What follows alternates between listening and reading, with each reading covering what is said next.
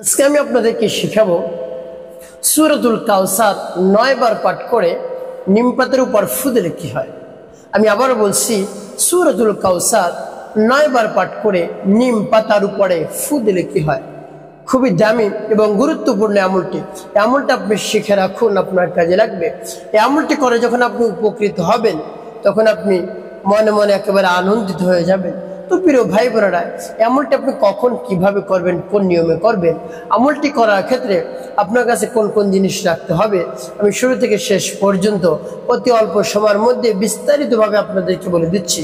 আপনারা অতি অল্প সময়ের মধ্যে এই দামি গুরুত্বপূর্ণ আমলটি করতে পারবেন। তো প্রিয় ভাই বোনেরা, এই আমলটি যখন করবেন ভিডিওটি না টেনে না কেটে আপনি দেখবেন, তাহলে পরিপূর্ণভাবে সঠিক নিয়মে সঠিক পদ্ধতিতে এই দামি গুরুত্বপূর্ণ আমলটি আপনি শিখতে পারবেন। তো প্রিয় ভাই বোনেরা, এই আমলটি করার ক্ষেত্রে আপনার কাছে কি রাখতে হবে? আপনার কাছে কয়েকটি নিম পাতা রাখবেন, একটু বেশি করেই রাখবেন। আপনার কাছে রাখবেন একেবারে ধুয়ে পরিষ্কার করে আপনার কাছে রাখবেন। একটা বাটির মধ্যে রাখতে পারেন বা একটা বলের মধ্যে রাখতে পারেন, রেখে আপনি একেবারে ঢেকে রাখবেন। তারপরে এই আমলটি করার ক্ষেত্রে আপনাকে সর্বপ্রথম পবিত্রতা অর্জন করতে হবে। আপনার যদি অজু না থাকে তাহলে উত্তম রূপে অজু করে পবিত্রতা অর্জন করবেন, তারপরে পবিত্র স্থানে বসবেন। তারপরে যখন এভাবে নিম পাতা সামনে রেখে পবিত্রতা অর্জন করে পবিত্র স্থানে বসে আমলটি শুরু করবেন, সর্বপ্রথম আপনি কি পাঠ করবেন? আপনার জীবনের সব ধরনের গুনার কথা স্মরণ করে মহান রব্বুল আলামিনের কাছ থেকে ক্ষমার উদ্দেশ্যে, তাওবার উদ্দেশ্যে, গুনাহ মাফের উদ্দেশ্যে আপনি ইস্তিগফার পাঠ করবেন।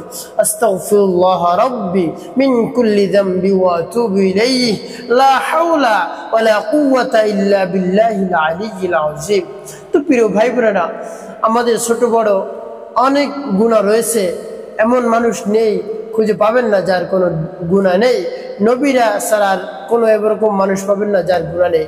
নবীরা হলেন নিষ্পাপ, মাসুম, তাদের কোনো গুনাহ নেই। তো নবী ছাড়া অন্য যারা রয়েছে সকলেরই পাপ রয়েছে, গুনাহ রয়েছে ছোট বড়। এই জন্য সদা সর্বদা যখনই আপনি সময় পাবেন তখনই মহান রব্বুল আলামিনের কাছে ইস্তিগফার পাঠ করবেন, ক্ষমা ভিক্ষা চাইবেন, ক্ষমা প্রার্থনা করবেন। তাহলে অবশ্যই আপনার জীবনের সব ধরনের গুনাহ খাতা মহান রব্বুল আলামিন ক্ষমা করে দেবেন ইনশাআল্লাহ। তো প্রিয় ভাই বোনের, এভাবে 3 বার ইস্তিগফার পাঠ করবেন। তারপরে নবীজি সাল্লাল্লাহু আলাইহি সাল্লামের শানে 3 বার দুরূদ শরীফ পাঠ করবেন। সাল্লাল্লাহু আলাইহি ওয়াসাল্লাম, সাল্লাল্লাহু আলাইহি ওয়াসাল্লাম, সাল্লাল্লাহু আলাইহি ওয়াসাল্লাম। এভাবে ইস্তিগফার এবং দুরূদ শরীফ যখন পাঠ করা হয়ে যাবে, আপনার সামনে যে নিম পাতা থাকবে এর মধ্যে ফু দেওয়ার দরকার নেই। তারপরে আমার দেখানো নিয়ম অনুযায়ী আপনি সূরাতুল কাউসার পাঠ করবেন। আর সূরাতুল কাউসার যখন পাঠ করবেন, কোন উদ্দেশ্যের জন্য আপনি আমলটি করতেছেন সেই উদ্দেশ্যের কথা মনে মনে ভাববেন, চিন্তা করবেন, স্মরণ করবেন। তারপরে আপনি এই আমলটি করবেন। তারপর আপনি সূরাতুল কাউসার পাঠ করবেন এবং মনে মনে মহান রব্বুল আলামিনের কাছে দোয়া করবেন, হে আল্লাহ, আমার আমলকে কবুল করুন। যে উদ্দেশ্যের জন্য আমি আমলটি করতেছি সেই উদ্দেশ্য কবুল করুন।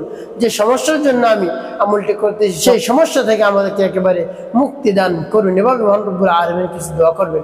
তো সূরাতুল কাউসার আপনি কিভাবে পাঠ করবেন আমি সৈশুদ্ধ করে আপনাদেরকে বলে দিচ্ছি। যেমন বিসমিল্লাহির রহমানির রহিম, ইন্না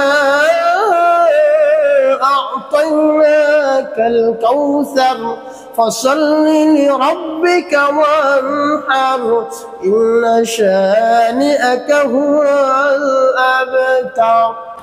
তবে যখন সূরাতুল কাউসার পাঠ করা হয়ে যাবে, আপনার সামনে যে নিম পাতা থাকবে এর মধ্যে একটি ফু দিয়ে দেবেন। তারপর আবার নিম পাতাগুলো ঢেকে রাখবেন।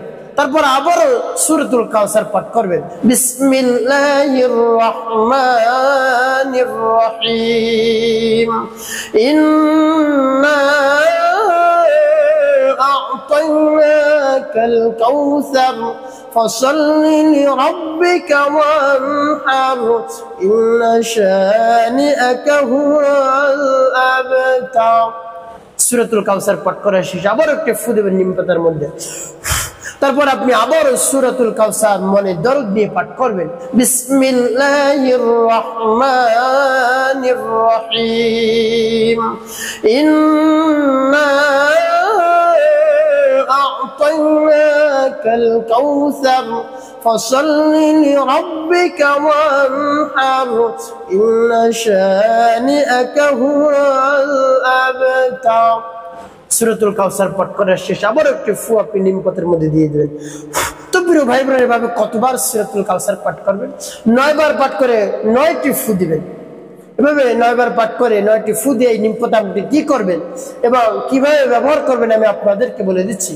তো প্রিয় ভাই বোনেরা, এভাবে যখন সূরাতুল কাউসার 9 বার পাঠ করে 9টি ফু দেওয়া হয়ে যাবে, সর্বশেষ নবীজি সাল্লাল্লাহু আলাইহি ওয়াসাল্লামের সাথে মুহাব্বত রেখে 3 বার দুরূদ ইব্রাহিম পাঠ করবেন। আল্লাহুম্মা সাল্লি আলা মুহাম্মাদ ওয়া আলা আলি মুহাম্মাদ কামা সাল্লাইতা আলা ইব্রাহিম ওয়া আলা আলি ইব্রাহিম ইন্নাকা হামিদুম মাজিদ।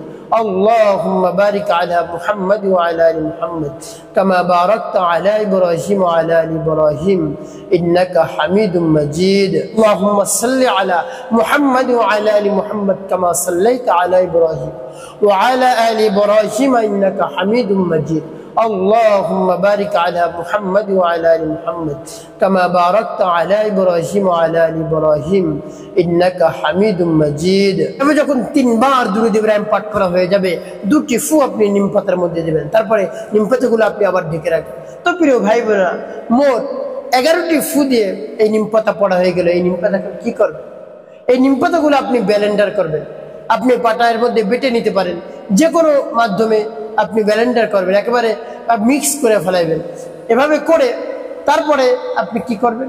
আপনার শরীর যদি চুলকানি থাকে, তারপরে গা পেছলা থাকে, কোনোভাবেই ভালো হচ্ছে না, কোনো ঔষধেও কাজ হচ্ছে না, একেবারে চুলকাতে চুলকাতে আপনার শরীর শেষ, তো শরীরে বিভিন্ন জায়গা একেবারে নষ্ট হয়ে গিয়েছে, আপনার কোনো ঔষধেও কাজ হচ্ছে না, তো সেক্ষেত্রে আপনি মহান রব্বুল আলামিনের উপর পূর্ণ বিশ্বাস এবং আস্থা রেখে এভাবে নিম পাতার উপর আমল করে সেই নিম পাতা আপনি ব্যবহার করুন। পরে সেই খুজলির জায়গায় আপনি লাগাবেন, যেখানে আপনার ব্যথা আছে সেই জায়গায় আপনি লাগাবেন। অবশ্যই দেখবেন 1 সপ্তাহ পর্যন্ত আমলটি চালাই যান, একেবারে মিস করবেন না একদিনও। একেবারে সর্বপ্রথম যখন সূর্য উঠে সকালবেলা, সেই রৌদ্রে দাঁড়িয়ে আপনি এভাবে সেই নিম পাতা বাটা আপনি সেই জায়গায় আপনি মালিশ করে দিবেন, লাগিয়ে দিবেন। তারপর রৌদ্রে আপনি কতক্ষণ দাঁড়িয়ে থাকবেন, আস্তে আস্তে আস্তে আস্তে দেখবেন আপনার সেই চুলকানি একেবারে দূর হয়ে গেছে, একেবারে আর চুলকানি থাকবে না ইনশাল্লাহ। একটা পরীক্ষিত আমল ইনশাআল্লাহ আপনি যদি করতে পারেন, অবশ্যই আপনি উপকৃত হতে পারবেন। তো প্রিয় ভাই বোনেরা, অন্য আরো একটি নিয়মের সাথে অ্যাড করতে পারেন, সেটি হলো আপনি যে একসাথে নিম পাতা পড়লেন, সেই নিম পাতা থেকে কিছু নিম পাতা রেখে দিবেন, গরম পানির সাথে মিলিয়ে সেই পানি দ্বারা আপনি গোসল করবেন। গোসল করলে কি হবে? অতি দ্রুত আপনি এভাবে ফলাফল পেয়ে যাবেন ইনশাআল্লাহ। তো প্রিয় ভাই বোনেরা, একটি কথা মনে রাখতে হবে, 5 ওয়াক্ত নামাজ আপনাকে আদায় করতে হবে, নামাজ ছাড়া যাবে না। মানুষের কল্যাণে বেশি বেশি কাজ করবেন এবং এই পবিত্র জবান দ্বারা কখনো আপনি মিথ্যা কথা বলবেন না। সদা সর্বদা আপনার জীবন যদি চলেও যায়, আপনি সত্য কথা বলবেন ইনশাআল্লাহ। আপনাকে মহান রব্বুল আলামিন শান্তিপূর্ণ জীবন দান করবেন।